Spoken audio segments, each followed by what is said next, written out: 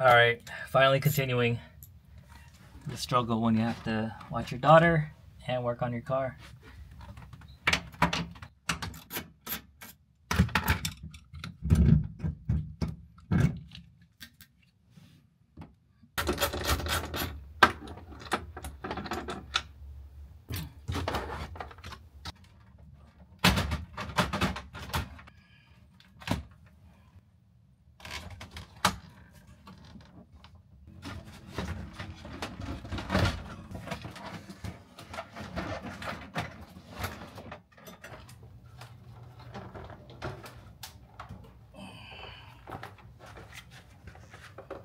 Alright, we got the dash out. Whew. It was only annoying because the harness has these little clips with zip ties. They're all clipped into the metal brackets behind the dash. So you gotta unplug every single one of them or cut them off.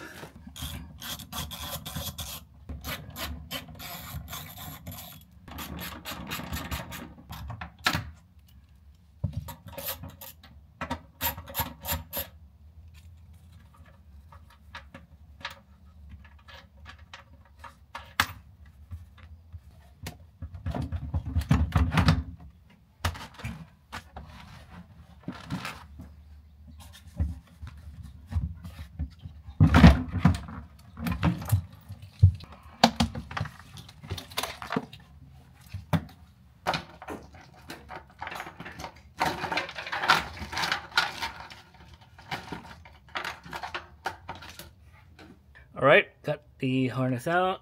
Alright, so today we took out the dash, took the fender off. We're gonna run the fuse box inside the car. So probably have the front headlight for the left side, like the wiring, come out through here and through the fender down there for a cleaner look. Still need to take apart a bunch of stuff on the driver's side. I'm not gonna use a hood latch anymore. I'm just gonna get some hood pins. So yeah, this is where we are right now.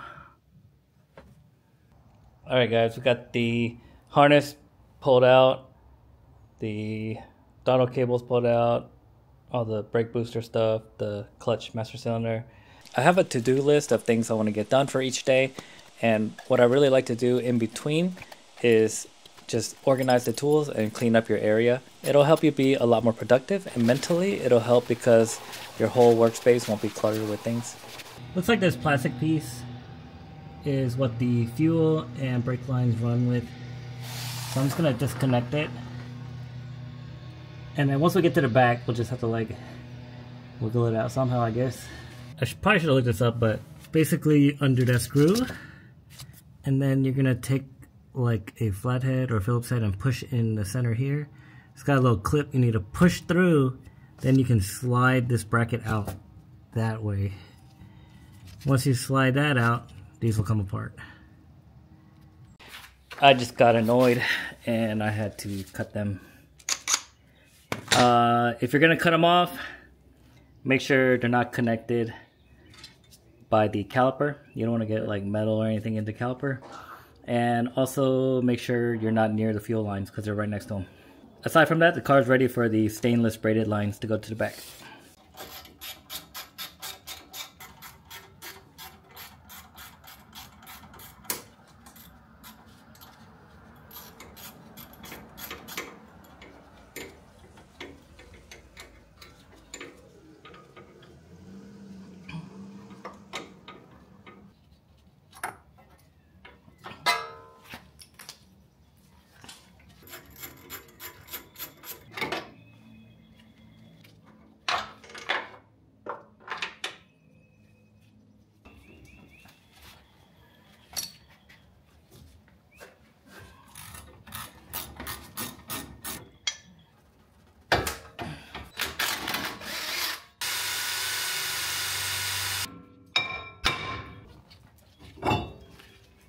Alright, we're going to go ahead and remove all four corners for the rotors, calipers, and ABS sensor, and the brake lines. Alright, so we're getting ready to install the Hasport mounts. You guys remember last time I cut off the mount that was here. And so the new one is gonna sit like this. And obviously from the top, you have no idea where you need to drill 3/8 inch holes.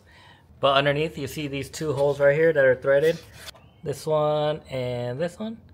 So you're essentially gonna line up the mount to those holes and then mark the top and then drill straight down, and the bolt will go straight down from the top and thread into that. Alright, so what I'm gonna do is actually bolt it in underneath. I know where the holes need to be.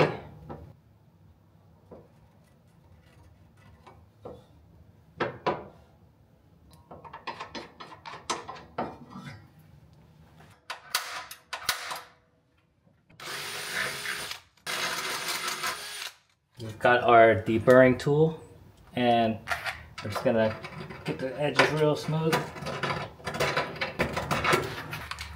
Got some touch-up paint.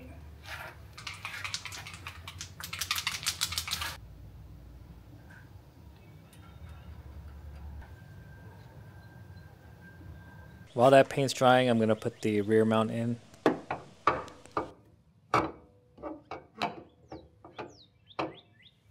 So for this rear mount here, you're gonna use 3 bolts. 2 are, so they're all M10. These are 45 millimeter, this is 55 millimeter, and then 3 washers.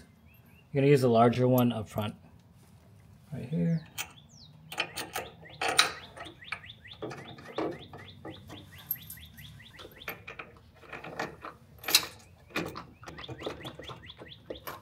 Alright, so for now it's got everything hand tightened in.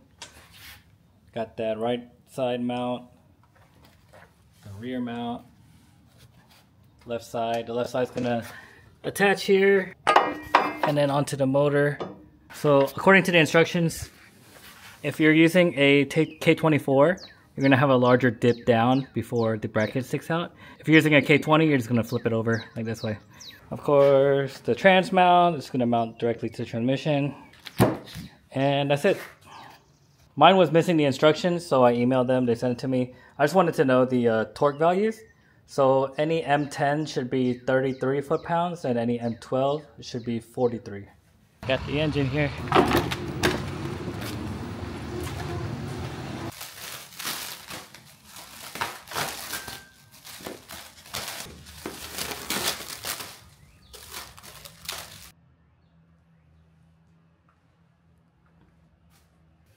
Alright guys, so the motor's here. I'm going to start taking it apart, like the intake manifold, the header, and tear it down, take the plugs off, and we'll go from there. I'm going to take the valve cover off too.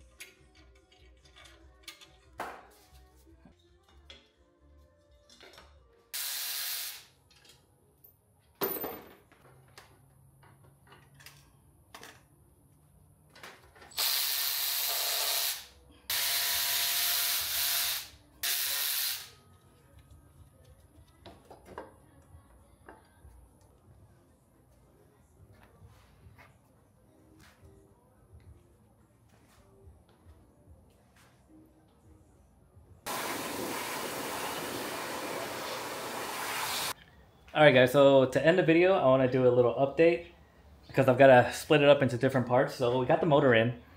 The motor needs more stuff than I thought. So it needs the RSX water pump housing, RSX water pump, RSX Type S oil pump, and all the things you need for that, like a new chain and stuff. I've got a new valve cover gasket coming, along with all the fluids that it needs, all the bolts to bolt the K20A2, which is the NSN4 transmission, to this motor. So all that will be here in the next couple days. So for the dash, I've got the Haltech plug for the back of the UC10 all wired up. So yeah, you just have to look in the manual here. Like, I'll show you.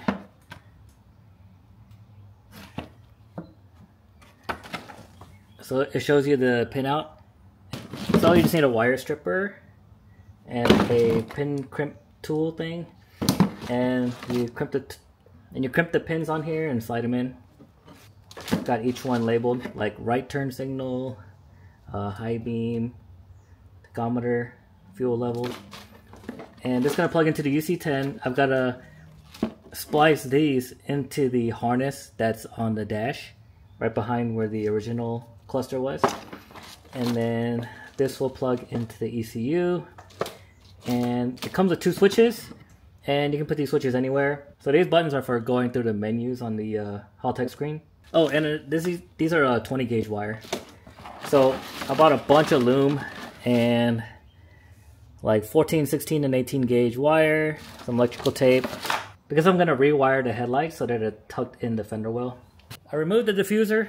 I'm gonna have to remove the exhaust and then get piping made, I guess. Waiting on brakes.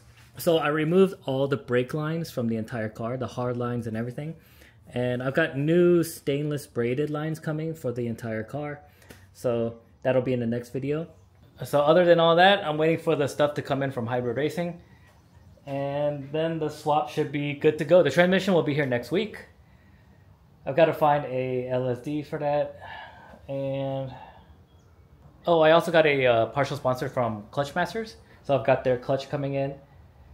It's their 725 race twin disc clutch, and it's gonna come with the flywheel and clutch line, and also their hydraulic throttle bearing. So yeah, it's taking some time, but it's coming together. Pretty soon I'll be back on the road. So I'm going to drop everything in, get it running, pop on a base map from Haltech, and then get some photos and all that, and then boost the car. So when I boost the car, I gotta decide if I'm gonna drop the motor again and shave the bay and clean it up, repaint it, and if I want to also build the motor at that time. So once I do all that and it's running well, then I'll throw on a all-wheel drive kit. I still haven't figured out brakes, so I reached out to Project Mu. I'm supposed to hear back. So I wanted to run the Willwood rear larger brake kit with the e-brake already on it, but they only make it for 4 lug. So I got to figure out what I'm going to do in the rear. I guess whatever rear caliper I can swap from another car into this car, I'll just have to do that, and I guess powder coat it black or something. So make sure to like and subscribe, guys. The next video is going to be getting all the hybrid racing stuff put onto here, like the manifold, header, and get all the sensors right and ready for the swap. It's also going to be me running the new stainless braided lines and the brake booster delete. And also I'll probably get the dash back in with the Haltech all ready to go. So yeah, that should be a good one. Thanks for watching, guys.